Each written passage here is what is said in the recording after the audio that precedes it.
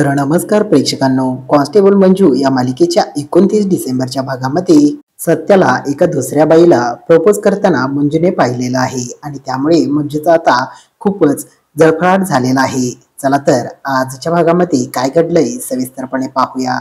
तर आजच्या मालिकेच्या सुरुवातीलाच आपण पाहतो, बलमा सत्याची वाट बघत बसलेला असतो.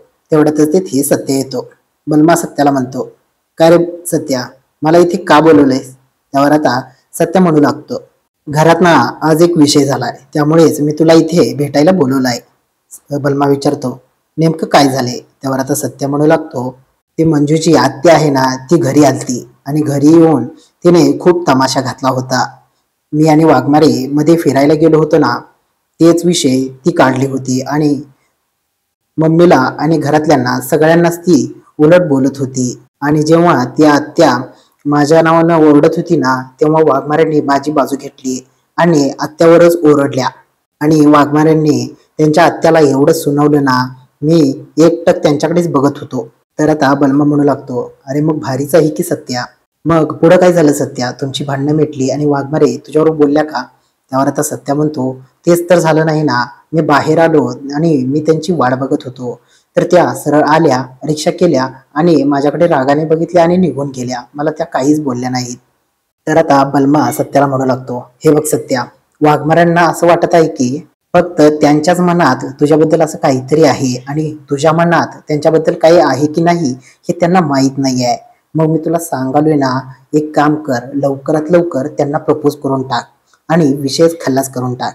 त्यावर आता सत्य म्हणू लागतो, प्रपोज प्रपोज म्हटला की नाही बलमा, माझ्या छातीमध्ये एकदम धडकीच भरते बघ.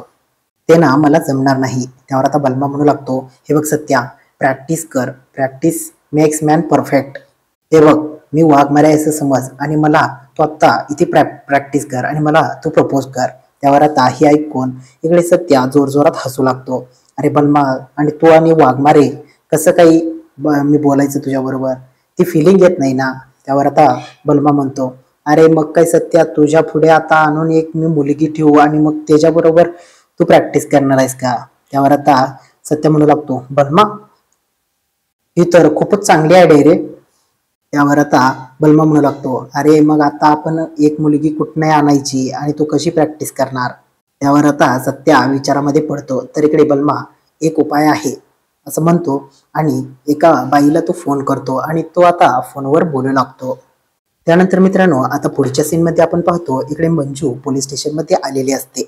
मंजू आता स्वतःशीच रागाने बोलत असते, मी एवढं पुढे रागारागामध्ये आले, पण मला मनवायला तो मागे मागे आला नाही. कसा येईल? तो दुसऱ्या कोणाच्या तरी प्रेमात पडलाय ना. त्याच्या त्या खास मैत्रिणीला त्याला वेळ द्यायचा असेल ना. आता मंजूने त्या रात्री बलमा आणि सत्याचं बोलणं ऐकलेलं असतं. त्यामध्ये सत्य म्हणत असतो की मी त्यांना उद्याच्या उद्या प्रपोज करणार. आता मंजूच्या मनात गैरसमज झालेला असतो आणि त्यामुळेच ती आता विचार करत असते. ती म्हणते, सत्या कुणाच्या तरी प्रेमात पडलाय, जाऊ दे, मला काय करायचं आहे, मी काय एवढं विचार करत आहे. फक्त ती मुलगी कोण आहे आता ती मला फक्त कळायला पाहिजे, बाकीचं मला काही नको आहे. आणि एक मैत्रीण म्हणून एवढं तर तो मला सांगू शकतो ना.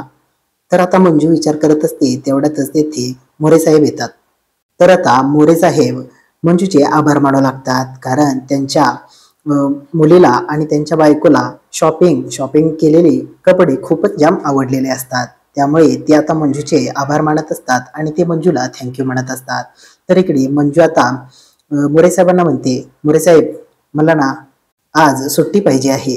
त्यावर आता मोरे साहेब म्हणू लागतात, वाघमारे काय झाले, आई वगैरे ठीक आहे ना, मग तुम्हाला सुट्टी का पाहिजे आहे? त्यावर आता मंजू म्हणू लागते की ते पर्सनल जरा काम आहे आणि मला तर असं वाटतंय की माझा आज दिवस त्यामध्ये जाईल. तर आता मोरे साहेब म्हणतात, बरं वाघमारे ठीक आहे, आज ना तुम्ही सुट्टी घ्या आणि ही सुट्टी तुमची या महिन्यातली शेवटची सुट्टी असेल, कारण आपल्याला खूप काम आहेत. असं सारखं सारखं सुट्टी घेऊन आपल्याला चालणार नाही. त्यावर आता मंजू पण ठीक आहे मोरे साहेब असं म्हणते. तर इकडे मोरे साहेब आता की त्यांच्या केबिन मध्ये निघून जातात. तर इकडे मंजू आता तिची बॅग आवरते आणि ती आता पोलीस स्टेशनच्या बाहेर येऊ लागते.